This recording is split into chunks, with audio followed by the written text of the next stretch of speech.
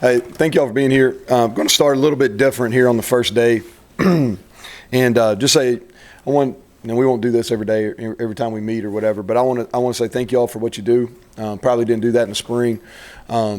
Understand your role. I really do. I was actually the editor of my school newspaper in high school. So does that count? but anyway, I do. I understand your role. And appreciate what y'all do from helping us build our brand. So, and I understand that your job is to be fair. So, I understand that. Like I said, we won't talk about it a bunch, but I do want to say I appreciate that. We got a starting point. It's an exciting time. Before I get into the football piece, I want to say I appreciate the Board of Trustees for approving the renovations to this building. It's a big deal. It's going to be a huge factor in us moving forward and where we want to take this program. We talk about 3 goals: developing men, graduating and placing, and then winning. And these renovations will work hand in hand with those 3 goals. So I appreciate that. I think most of y'all saw that last week. The renderings are out, and we are excited about that. Good energy, fun first day. Really can't tell till we get into pads, so it's kind of flag football for the first 2 days. I will say this: we're significantly better as a team right now than we were when we finished in spring. And a lot of that credit goes to Mike Joseph and his staff, and a lot of credit needs to go to some of our leadership on our football team because they got quality work in over the summer when the coaches couldn't work with them. I know we got a lot of questions roster-wise, so I'm going to try to hit those. And so let's talk about guys that signed that aren't here, first of all, okay? We have 2 young men that are going junior college route. That's Osita Smith and Rasheem Lynn. And then Terrence Dotson was drafted, but on Milwaukee Brewers. We talked about him at Media Days. Excited for him, and fully support him in that decision to pursue Major League Baseball, and we wish him the best of luck. Brandon Yates is here. He reported yesterday. He practiced today, and he's talented, and he worked extremely hard over the summer to get here. Some scholarship additions that some of you probably reported over the summer. I haven't had an opportunity to talk on that I wanted to mention here. Alonzo Adai, grad transfer from New Hampshire, successful program, FCS level. He is the first cousin to Jamal Adai. He will sit this year. He'll sit this year as a redshirt. He'll be playing corner. He has the flexibility. He can play multiple positions in the secondary, but he's working at corner right now. George Campbell, grad transfer from Florida State, ton of potential. Been here all summer, made an impact. He's great. Y'all saw it today. He's got great energy, bounces around. Been part of a winning program. I think he was one of the top 10 recruits in the country coming out of high school. New opportunity for him. Really a chance at redemption. His career hadn't gone the way he wanted it to, and he's got a chance to bounce back here and end it successfully. Jared Dagey, quarterback, transfer from Bowling Green. Can't really speak to where he's at in the process right now. As soon as we know something on our end, we'll inform you guys. Coach's brother at Texas Tech. Jarrett's 2-year starter at Bowling Green. His numbers are really good. Known his family for a long time. He's from Lubbock, Texas. Like I said, brother was 2-year starter for us at Texas Tech, and excited about getting him here. 2 junior college guys. Noah Guzman is a safety out of Cerritos College, and he's a guy that's got 4 to play 3. We needed some depth at safety. I think we had some attrition over the summer. He's a guy that we will be counting on for depth and to help us in special teams. Coach Seiler has a long history with coaches at Cerritos. They've had some good players when he was coaching at Kansas State. He had a good first day. Another junior college transfer, John Hughes, who's an offensive lineman. He's got versatility. He can play guard or tackle. He's been here all summer.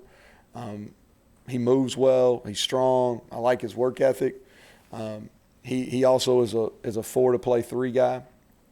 Played for a guy that used to work for me at Scott Parr at Navarro Junior College in Texas.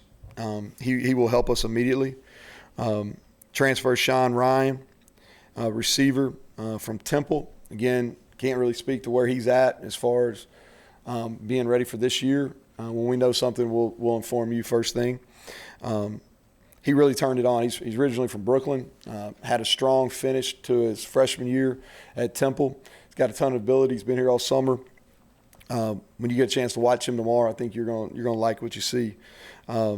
Reuben Jones, grad transfer from Michigan. He can play end or interior defensive line. Again, another guy that really sought after coming out of high school. Things didn't go exactly how he wanted to at Michigan. He played. He was productive at times. But when we look at these transfers, whether it's George, him, Alonzo, these guys are all guys that graduated on time.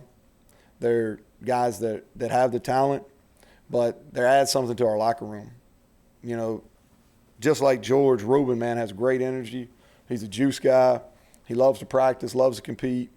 He's going to be great for our locker room, especially the youth that we have. And then lastly to Corey Turner, who's a corner, playing corner right now, has potentially play safety later on, but he's playing corner right now. Can really run. He's got length. He's from Montgomery. Young man I've known probably going on 3+ years now. So had a couple different players from his high school when I was at Troy. A couple other guys of note, 2 walk-ons from here in state that have been here this summer, and they will be factors for us, if not this year, down the road. Nick Malone from right here at Morgantown High, offensive lineman. He got some 2 reps today, extremely athletic. Then Grayson, let me see if I can say this right. Let's just go with Grayson. Next time I talk about him, it's Malashavitz is how you say it, but I'll get better with that. But you talk about somebody that's really turned a lot of heads for our players this summer. He's came in and worked extremely hard. One of the top players in the state of West Virginia last year, and you can see that. And then the other kid that I want to mention is Jackson Knipper, who's a transfer from Western Michigan, played there last year in a blocking back role, and he's got a chance to get in the mix for us. Okay, so those are some guys to note. I know that y'all are going to ask some questions about that, so kind of want to be prepared and talk about those young men. So with that, I'll open up for questions. Yeah, you said the scholarship guys, in terms of adding those new scholarship guys, just needs, just depth. What your thought process in because that's a sort of a high number. It is, yeah, and we talked about it. I kind of gave y'all some probably a little insight back in the spring. I knew our roster was going to change quite a bit. You know, I think, we weren't as good as we needed to be in the spring. Not only that, we didn't have the level of energy that I wanted to have on our football team. Our leadership wasn't as good as it needed to be, and we didn't have depth. We had dangerous depth at some positions, and so we were really active, and like I said, we looked like a different football team than we did in the spring, and we needed those guys. If you look at the guys we took, a lot of it, I think if you take out George and Reuben, all guys that have multiple years that are going to be able to help us. Okay, Alonzo only has 1 year eligibility. He's going to redshirt, and he'll play next year. Okay, and that kind of fit because our numbers are so senior heavy at corner. So these guys that you look at across the board, multiple years, extremely talented. 2 grad guys we added in George and Reuben, high energy guys, come from programs that have been successful, and they add depth. We needed another body that could play, so we didn't have to push these young freshmen at the D line. A receiver, we weren't good enough in the spring, and I basically said that all spring. We weren't good enough, and so we're significantly better at that position. We added a couple different bodies, and then when Jarrett came in the portal, made a lot of sense. I wanted to get 1 quarterback in each class, and after if he redshirts, that's what we'll have. So that was the reason behind that. 2 receivers, transfers, size, was that coincidence? Yeah, length. No, we needed length. Yeah. We needed length, and we went from a team that wasn't very big at wideout to now we've got some significant length. If you look at George's, we list him here. We list him at 6'4". He's every bit of that. He's heavier. I think He came in really light because he didn't go through spring ball. He's closer to 200 pounds now, but he's got length. Bryce Wheaton, who maybe had our best summer of anybody, didn't play very well in the spring, but had a really good first day and had a good summer. He's 6'4". Ricky Johns is a little over 6'2". T.J. Simmons a little over 6'2". Sean Ryan's about 6'2 and a half, 6'3".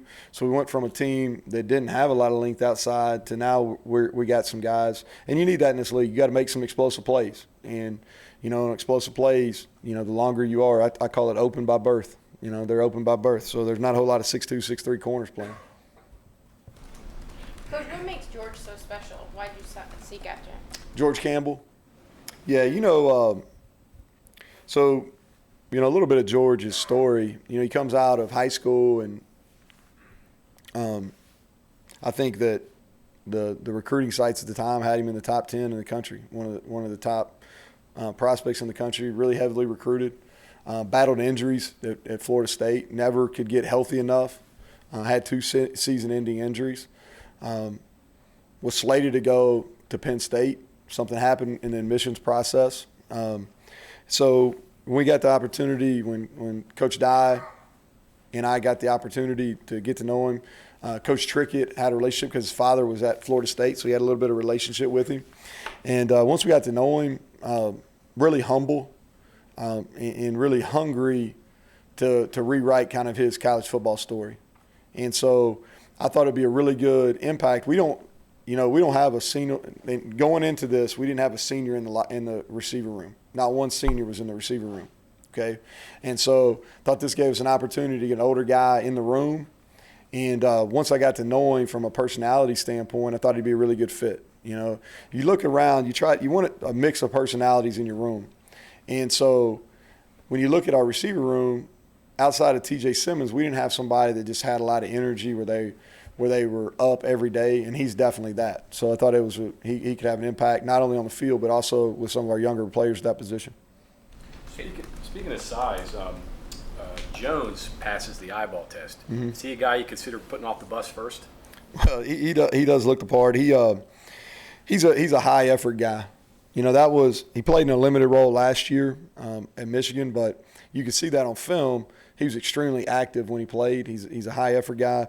And again, outside of Reese, not another senior in that room. And so felt like with that room, okay, in another room where we just didn't have a lot of guys that, man, were bouncing around. And what I mean by this, when I say energy and I say juice, these are guys that show up, man, and they're smiling every single day. They're guys that when the weight room opens up and Mike lets them run in, they're the first ones there. When we do the juice squad that y'all watch today, they're the first ones out, and they set the tone.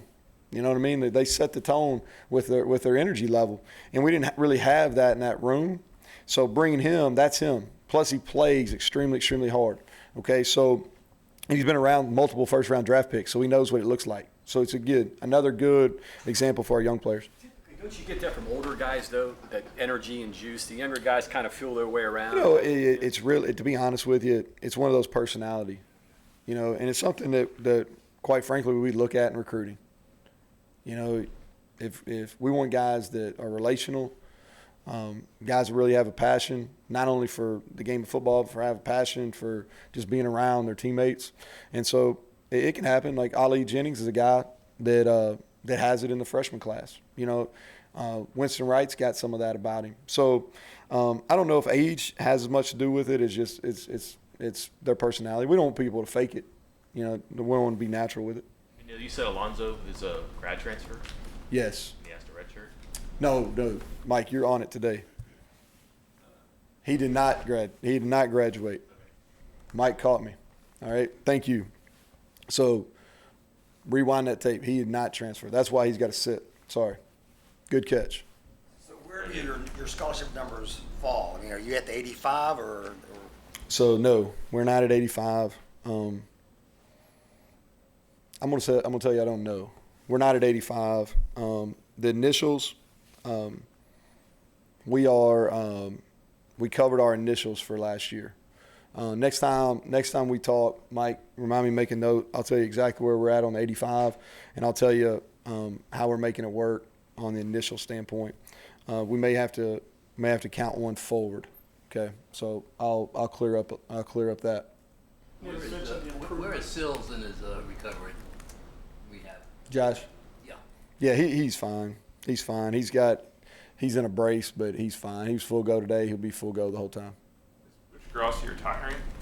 Yeah, so he's taking a medical red shirt.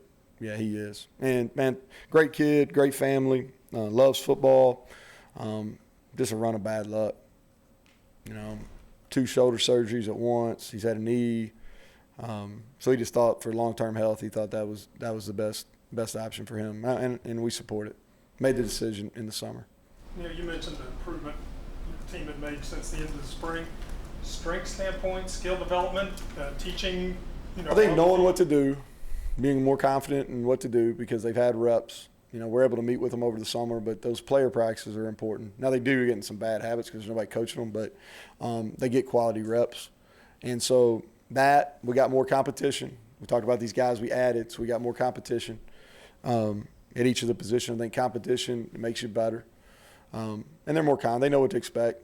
Like we rode out there for practice today, the new guys, however many we got, those are the only guys that didn't know. But we had some guys that went through the whole spring with us. They knew kind of what the flow of practice were. Those young guys followed them, and it was much crisper.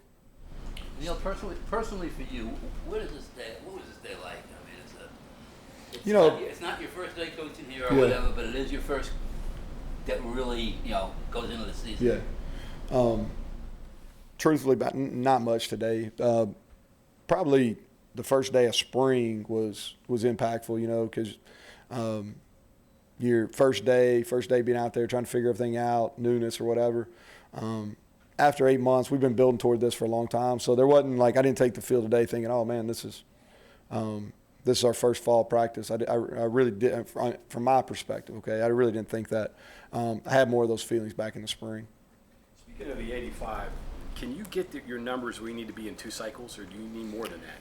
No, I think that's a good question, and really I probably should have been more prepared coming in here to talk about those scholarship numbers. I've been going a million miles per hour, so. I'll give you a better answer.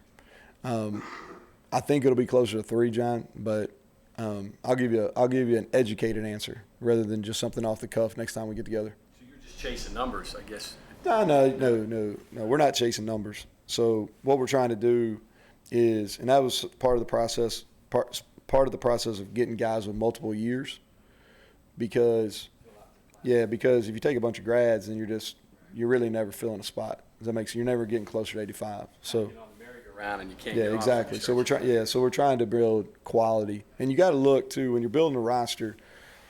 And Mike asked he asked a bunch of good questions about this when we were in Dallas. When you're building a roster, there's so much that goes into it. Okay, so you have to be creative because you only can add 25. You know what I mean? So every calendar year you get 25 that you can fill it. But also, what you got to be cognizant of when you're building it. You got 5 classes basically in football. You got a class at red shirts, and you got your freshman, sophomore, junior, senior, and you want your numbers to be pretty equal in all those classes. Okay, your red shirt class is always going to be a little bit smaller, but you want your numbers pretty equal. And then you got these goals at positions that you want to try to hit, and they may never be perfect, but you want to try to work toward those.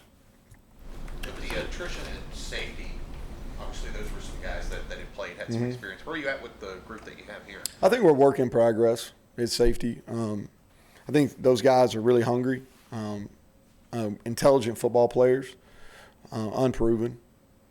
Norwood's played a lot of football, but this is the first time he's moved to safety and played. So I think it's going to be a growing process. They need every one of those 25 practices that we get the chance to have during fall camp. But it's a group that's growing.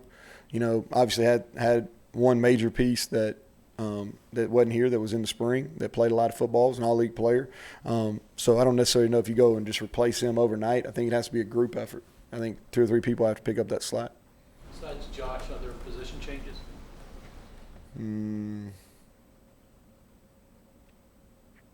I don't think so, Mike. Do you? Anybody that sticks out to you? Move Josh to safety. Anybody that you? Yeah, I think that was it. Yeah, that was it. A little bit off topic. Did your transfer in college, is there any muscle memory from that to the way you approach kids now, or your view of the transfer portal? Is it such a different world that? It's a different world. I can talk about it. I can talk about it with them. I mean, I do bring it up.